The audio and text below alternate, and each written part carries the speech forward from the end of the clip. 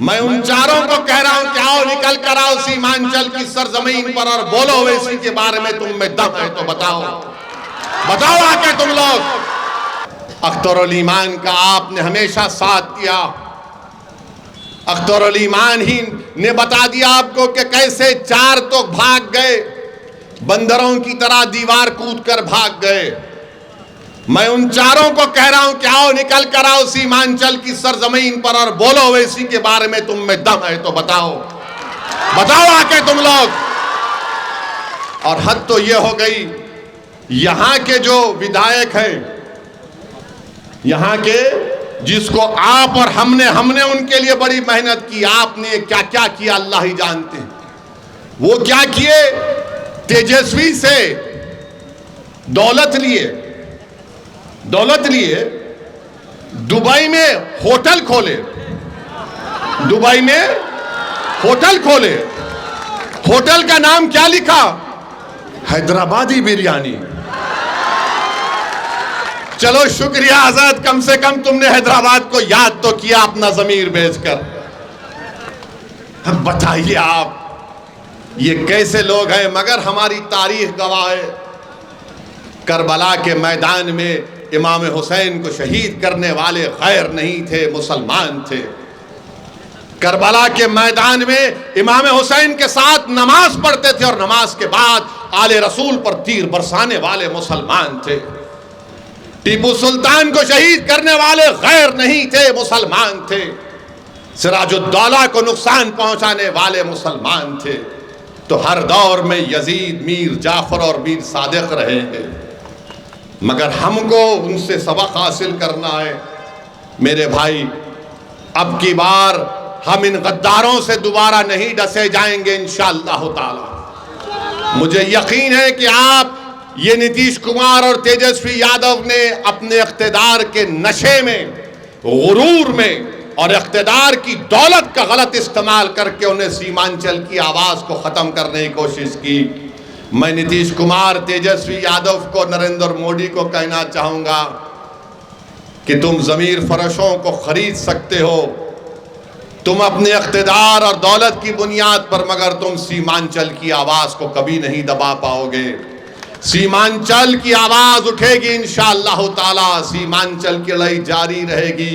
मैं मर भी जाऊंगा, मैं खबर में, मेरी जिस्म गल जाएगा मट्टी में, मगर सीमांचल की आवाज गूंजती रहेगी इंशाअल्लाह ताला। ये हमारा मकसद है। हम कोई राजनीति सिर्फ सत्ता में या इख्तिदार की कुर्सियों पर बैठने के लिए नहीं करते। हम सत्ता या राजनीति इसलिए करते हैं ताकि आपका फायदा हो सके, मजलूमों को इंसाफ मिल सके। और आपकी आवाज ये सिर्फ किशनगंज की पार्लियामेंट की सीट, सिर्फ सीमांचल की आवाम की आवाज नहीं है, ये भारत के 100 करोड़ गरीब और मजलूम आवाम की एक आवाज भी है, जो बड़ी नजरों से देख रही है कि अब के बार किशनगंज से कौन जीत कर आएगा, जो बड़ी उम्मीद लगा कर बैठे हुए हैं कि कौन हमारी मस्जिदों की हिफाजत की आवाज उठाएगा, कौन शरीयत मोहम्मदी सल्लल्लाहु अलैहि वसल्लम की हिफाजत की आवाज उठाएगा, कौन ना सिर्फ सीमांचल की लड़ाई लड़ेगा बल्कि जो मजलूम जेलों में सड़ रहे हैं उनकी रिहाई की बात करेगा, कौन इस अंधेरे का खात्मा करेगा जो हमको तबाह और बर्बाद करना चाहता है। तो मेरे अजीज दोस्तों और बुजुर्गों, मेरी आपसे एक ही गुजारिश है कि लोकसभा के चुनाव में आप अख्तरुल ईमान साहब को अपने वोट देकर यहां पर उनको कामयाब करिए। और इंशाअल्लाह ताला मुझे यकीन है कि हैदराबाद और औरंगाबाद और किशनगंज और दूसरे मुकामात पर हम अभी फैसला नहीं किए, हम फैसला करेंगे।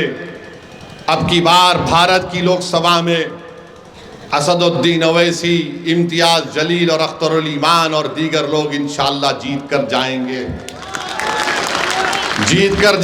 आपकी आवाज़ हम थे और रहेंगे। और कभी भी इन लोगों की बातों पर यकीन मत करिए, बोलते बी टीम है।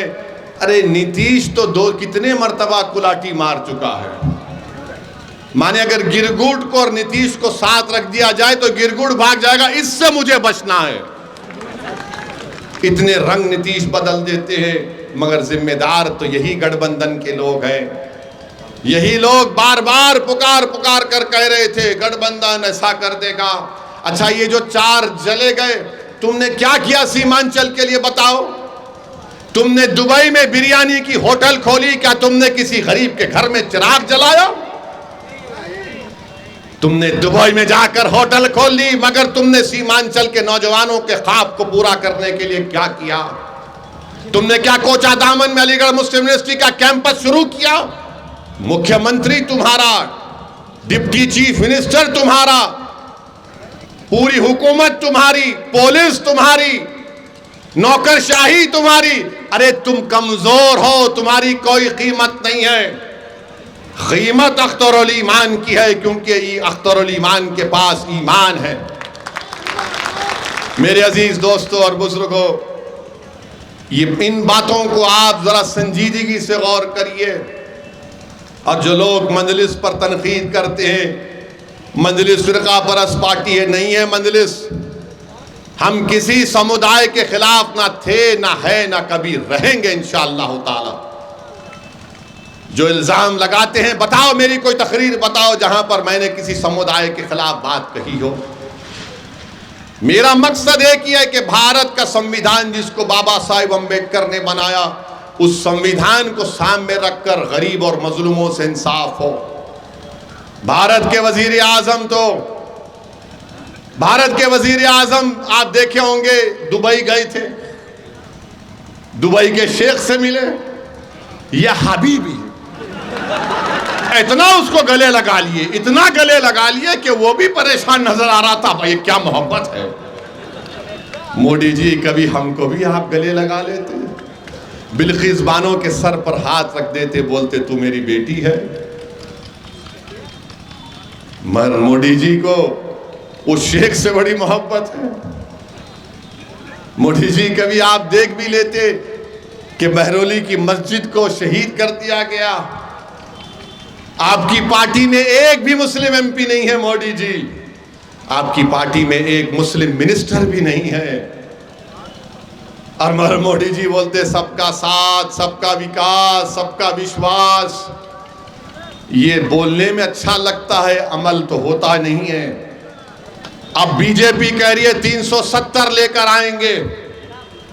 मैं सीमांचल की जनता से वादा कर रहा हूं, मैं भारत के गरीब और मजलूम अवाम से वादा कर रहा हूं, मैं भारत के उन तमाम शहरियों से वादा कर रहा हूं जो इस मुल्क को गांधी और अंबेडकर का मुल्क मानते हैं, जो इस मुल्क को उसका मुल्क मानते हैं जहां पर इसकी जमीन में मोहब्बतें हैं।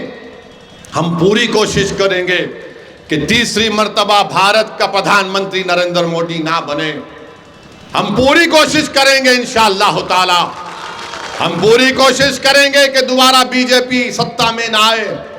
मगर बताओ 2014 और 19 में कैसे बने नरेंद्र मोदी देश के वजीर आजम? मेरी वजह से बने।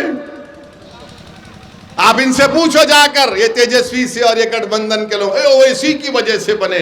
और जब मेरे सामने आते हैं, मैं कहता हूं बोलो बाबू कैसे बने, बताओ। हम 3 सीट लड़े तो वो 306 जीत गए। हैदराबाद, औरंगाबाद, किशनगंज लड़े तो 306 कैसा जीत गए मोदी? इसका कोई जवाब नहीं है। याद रखो, मोदी अगर जीत रहा है तो तुम्हारे वोट से नहीं जीत रहा है मोदी।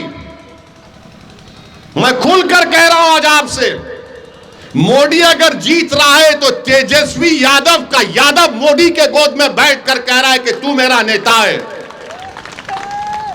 यह सच्चाई है और मैं इसको बता सकता हूं अगर ये लोग बहस करना चाह रहे मुझसे। आदादो शुमार मेरे पास है कि 2014 में कितने वोट मिले, 2019 में कितने वोट बीजेपी को मिले।